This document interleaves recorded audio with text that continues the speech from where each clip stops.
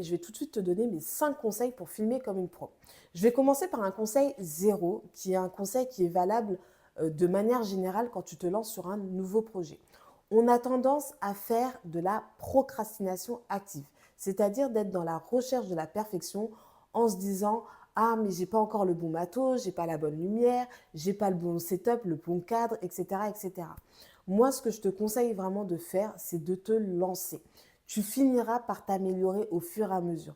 Mais pour t'améliorer, le meilleur apprentissage finalement, c'est d'être sur le terrain et c'est donc de pratiquer.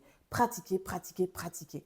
Donc ta première vidéo ne sera pas la plus magnifique, la plus au top, la plus optimale, même si là, avec les 5 conseils que je vais te donner là tout de suite après, tu vas vraiment filmer des vidéos comme une pro. Mais il faut vraiment que tu te lances en fait. Tu te lances, ça ne sera pas parfait, vaut mieux fait que parfait. Au bout d'un moment, tu arriveras à ta 5e, 10e, 15e, 20e vidéo.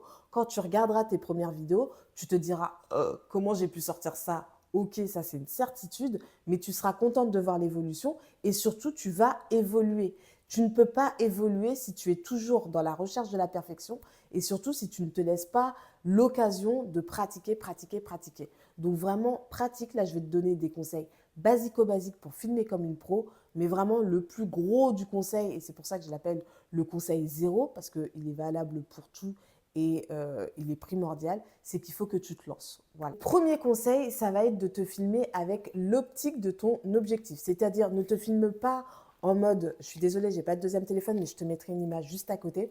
Ne te filme pas avec le mode, comment on appelle ça, selfie. Voilà, ne te filme pas en mode selfie, mais utilise vraiment l'optique de ton téléphone pour filmer. La qualité, il n'y a rien à voir. Elle est largement mieux. Je te mettrai un exemple, une illustration quelque part là, là, là, ou je ne sais pas. Mais je te mettrai un exemple quelque part ici pour te montrer vraiment la différence de qualité. Donc vraiment, on utilise son optique. Point numéro 2, regarde l'optique.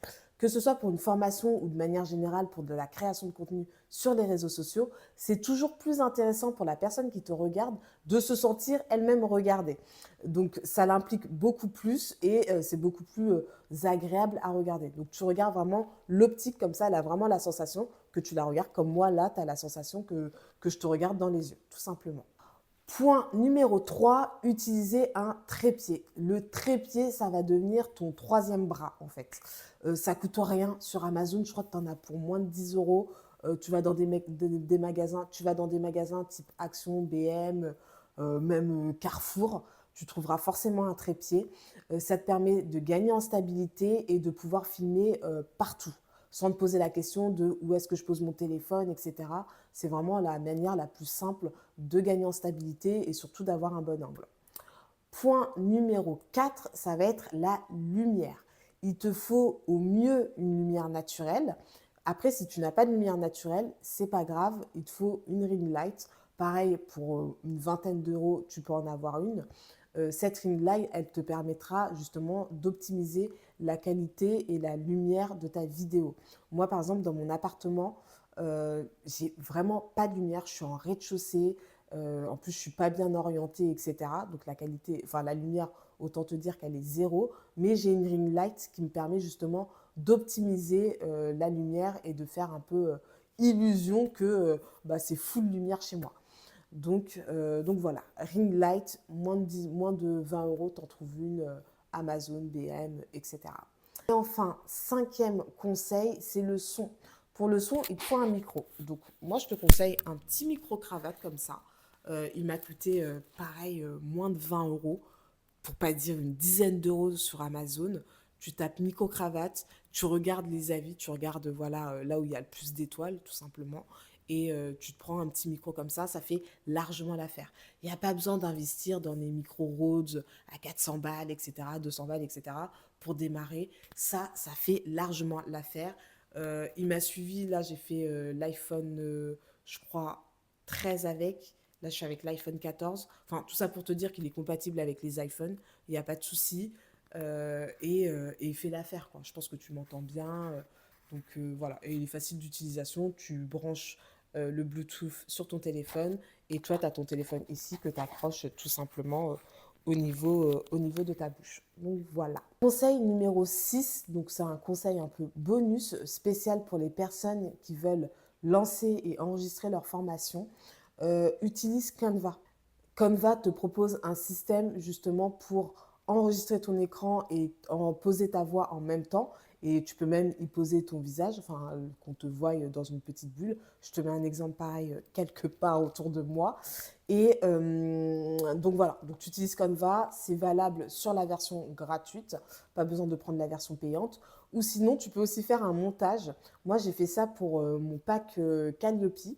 Donc Calliope, c'est une certification que passent les formateurs indépendants pour justifier de la qualité de leur formation. Et donc pour ce pack-là, moi, je n'ai pas enregistré avec Canva. Ce que j'ai fait, c'est que j'ai fait mes supports de cours, mes supports de présentation sur Canva, effectivement. Mais par contre, j'ai enregistré ma vidéo avec mon téléphone et après, j'ai posé ma vidéo sur les supports de présentation en utilisant Canva. Mais ce que je veux te dire, c'est que je n'ai pas utilisé la vidéo, enfin, je n'ai pas enregistré mon visage directement sur Canva parce qu'en fait, c'était la caméra de mon ordinateur et la caméra de mon ordinateur, elle était complètement naze. Donc, j'ai préféré faire comme ça. Mais pareil, pour démarrer, tu n'es pas forcément obligé de te prendre trop la tête. Ça fait aussi très bien l'affaire Canva ou avec le système de montage que je viens de t'expliquer. Du coup, pour cette vidéo, c'est tout ce qu'il fallait savoir. N'hésite pas à t'abonner si ce n'est pas déjà fait et à me laisser un petit like. Comme je te l'ai dit, c'est gratuit pour toi et moi, ça m'aide énormément et je t'en serai très reconnaissante. Et n'hésite pas à me dire en commentaire si jamais tu as des questions voilà, sur le montage de ta vidéo ou sur quel iPhone j'utilise, etc., etc. Et nous, on se dit à une prochaine vidéo.